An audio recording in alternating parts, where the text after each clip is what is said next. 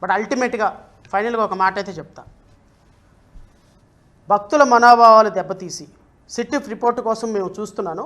SIT report ఒకసారి బయటకు కనుక వచ్చింది అంటే SIT report and I'm also trying to get the Gujarat lab reporter తీసుకోబోతున్నాం. తెలుగుదేశం చంద్రబాబు నాయుడు, పవన్ కళ్యాణ్ తిరుమల తిరుపతి దేవస్థానంలో చేసినటువంటి పందికొవ్వు ఎద్దుకొవ్వు కలిసింది అన్న మాటలు కొన్ని కోట్ల మంది భక్తుల మనోభావాలు హర్ట్ అయిన including my feelings also.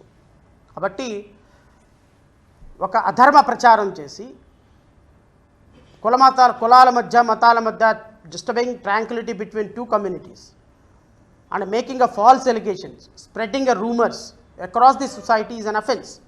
BNS Act is an offense.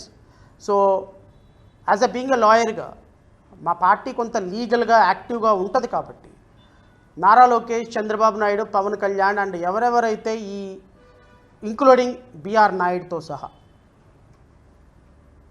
We are going to file a private complaint against these 4 people.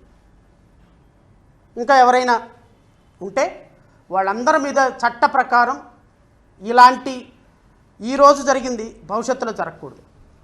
జరిగిపోయింది, అయిపోయింది, ఏదో ఇప్పుడు ఎవరు మాట్లాడరు. నాకు తెలిసినంత వరకు దీన్ని సబ్సిడైజ్ చేసేటువంటి పరిస్థితి ఉంటుంది. కానీ భవిష్యత్తులో ఇలాంటి దేవుడిని రాజకీయాల్లోకి లాక్కుండా, ఫాల్స్ ఎలిగేషన్స్ చేయకుండా, ఇలాంటి ఫాల్స్ రూమర్స్ స్ప్రెడ్ చేయకుండా ఒక రాజకీయంగా ఒక బాధ్యతతోటి మాట్లాడాలి అంటే ఖచ్చితంగా వాళ్ళకి legal action should follow. Maybe ఇప్పుడు ముఖ్యమంత్రి కావచ్చు, ఏం కాదు. ఎందుకంటే ముఖ్యమంత్రి కాబట్టి పోలీసులు కూడా అంటారు, కోర్టులు అసలే చేయవు, పోలీసులన్నీ ఇంకా బెటర్ కోర్టుల మీద. కానీ రేపు ఉదయం సంవత్సరం తర్వాత అయినా 3 సంవత్సరాల తర్వాత అయినా కేసు పెండింగ్ ఉంటే మాత్రం కన్ఫర్మ్ ఎక్కడికి బారు, 2029లో ఎక్కడికి బారు.